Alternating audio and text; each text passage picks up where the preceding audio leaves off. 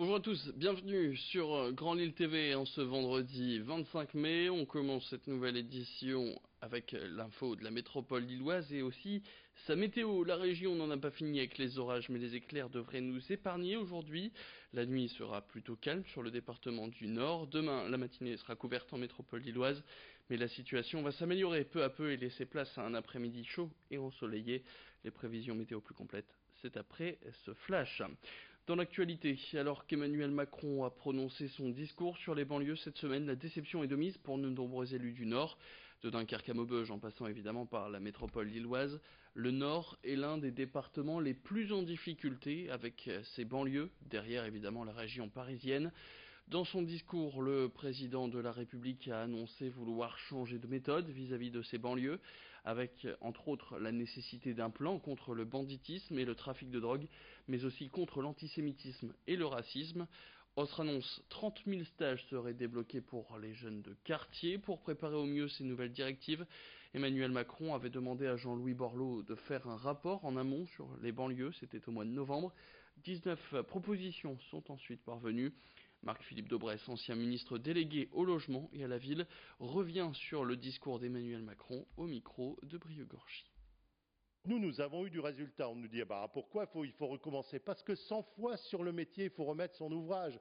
Parce que quand des populations en difficulté trouvent du boulot, ce qui a été le cas avec notre plan, des postes en insertion ou des formations, et se sortent de la difficulté dans laquelle ils étaient, de nouvelles populations arrivent dans ces quartiers, beaucoup plus en difficulté et beaucoup plus pauvres qu'avant. C'est pour ça qu'aujourd'hui, je vous le redis, les banlieues, c'est une situation explosive.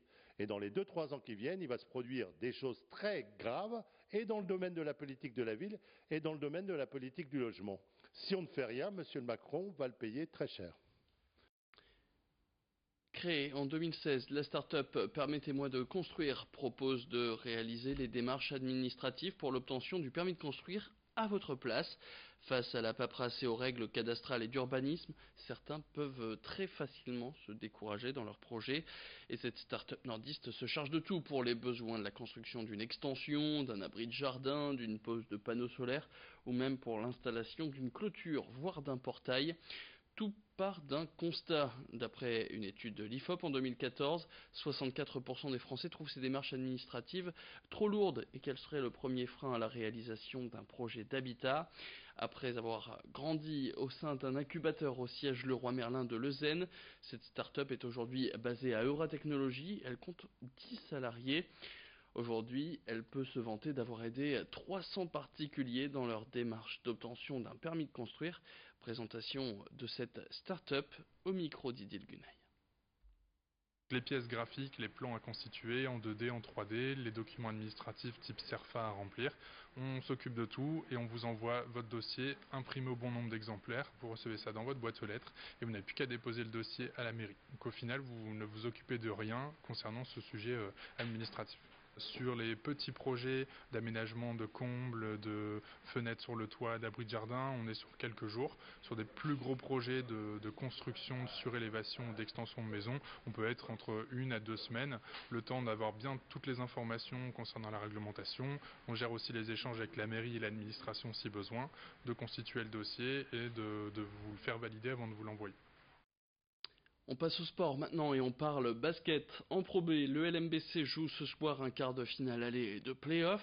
Ils reçoivent Saint-Chamond. Le début de la rencontre est à 20h au Palais Saint-Sauveur. État des lieux et pronostics avec notre spécialiste sportif Guillaume Van der Schaik, rédacteur en chef de Sprint, qui était ce matin l'invité d'Adrien Lanois. On l'écoute. Après une saison régulière plus qu'honorable pour les joueurs du LMB, le Lille Métropole Basket, qui ont terminé à la 5e place sur quand même 18 équipes, et puis ils ont souvent été dans le trio de tête ou aux portes du podium. Eh bien le LMB se lance dès ce soir à l'assaut des playoffs, un quart de finale aller à domicile. Les hommes de Jean-Marc Duprat vont recevoir l'équipe de Saint-Chamond au Palais Saint-Sauveur. C'est à 20h donc ce soir, ça devrait être plein avec une grosse ambiance. Avant un match retour prévu dès ce dimanche à 17h dans la Loire forcément, et un éventuel match d'appui en cas de un partout à l'issue de ces 2 premiers matchs. On parle maintenant pronostic. Guillaume Van der Schaik qui nous présente cette équipe de Saint-Chamond, l'adversaire du LMBC ce soir. C'est une équipe qu'ils avaient battue chez elle en championnat, mais face à laquelle ils avaient dû s'incliner à domicile. Cependant, on peut être confiant parce que la dynamique elle est clairement en faveur des joueurs du LMB qui restent sur la fin de saison sur 4 succès consécutifs et puis avec un Rakim Buckles, l'américain qui est en feu, qui a l'habitude de passer 18, 20, 25 points par match. Donc voilà, on espère tout le meilleur pour ce soir pour les basketteurs lillois en play-off. Et puis une idée sortie maintenant pour ce week-end peut-être, après un passage à Paris, l'exposition d'Aolem Pop est pour la première fois présentée en province. Direction la maison de la photo à Lille pour découvrir les clichés pris par le chanteur, mais aussi donc photographe Étienne Dao. Une expo qui ne parle pas de lui, mais de ceux qui l'ont marqué artistiquement. Dans cette exposition, on retrouve 200 photographies, des disques et des clips vidéo qui sont présentés pour découvrir les influences d'Étienne Dao, des chanteurs célèbres dans le monde entier, mais aussi des stars éphémères qui n'ont pas percé après un seul titre, par exemple. Étienne Dao a aussi décidé de prendre en photo certaines de ses inspirations dans des clichés en noir et blanc, tout en sobriété. A noter aussi que cette exposition se fait avec un audio guide pour se faire guider avec la voix d'Étienne Dao dans les oreilles. Présentation de cette exposition au micro de Xavier Sidi. Cette exposition, elle se vit plutôt en 4 temps.